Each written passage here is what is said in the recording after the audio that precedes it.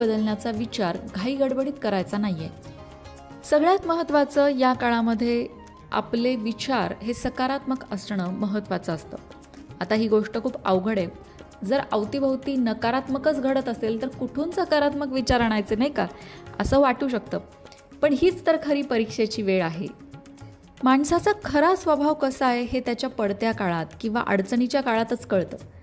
त्याचबरोबर त्यालासुद्धा त्याच्या आजूबाजूच्या लोकांचा स्वभाव नक्की कसा आहे, ते किती सपोर्टिव्ह आहेत किंवा नाही आहेत, हे सुद्धा जेव्हा आपण अडचणीत असतो तेव्हाच आपल्याला कळतं. आणि हे आपलं एक प्रकारचं शिक्षणच असतं. पण अर्थात यातून बाहेर पडायला उपाय आहे. शनिवारच्या दिवशी हनुमान चालिसाचं पठण करणं, त्याचबरोबर मारुती स्तोत्राचं पठण करणं, यामुळे मनोबल वाढतं. त्याचबरोबर शनिवारी संध्याकाळी सूर्यास्तानंतर पिंपळाच्या झाडाखाली मोहरीच्या तेलाचा दिवा लावावा आणि शनिमंत्राचा जप करावा. भगवान शिव आणि शनिदेव दोघांनाही शमीचे झाड अत्यंत प्रिय आहे. शनिवारी महादेवांना शमीची पानं अर्पण केल्याने सुद्धा शनिदोष सौम्य होतो. मंडळी, कधीकधी आपल्या भोवती एवढ्या अडचणी असतात की आपण त्यातच गुरफटून जातो. पण शनिदेव आपल्याला हेच सांगतायत की तुझ्या भोवती कितीही अडचणी असल्या तरी तू दुसऱ्यांचा विचार करायला विसरू नकोस.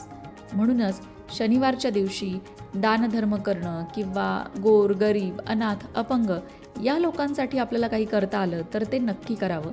त्यामुळे शनिदेव प्रसन्न होतात.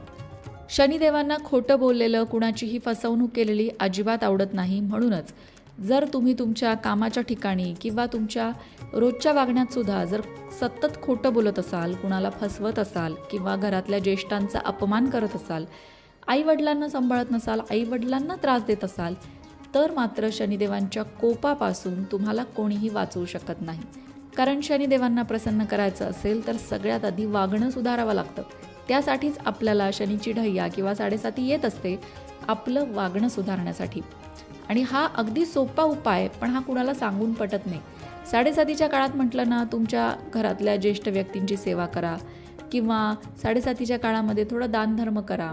7.5च्या काळामध्ये तुमच्या हाताखाली काम करणाऱ्या लोकांना सुद्धा मदत करा किंवा त्यांच्याशी बोलताना सुद्धा उचित सन्मानाने बोला. पण ह्या गोष्टी सांगून पटत नाही.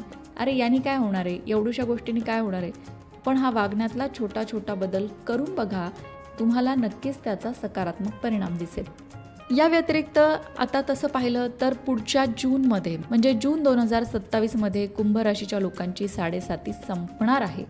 हो, कुंभ राशीच्या लोकांची सुटका होते आहे आणि म्हणूनच आता हे शेवटचं जे 1 वर्ष आहे, जाता जाता 7.5 काहीतरी चांगलं सुद्धा देते असं म्हणतात.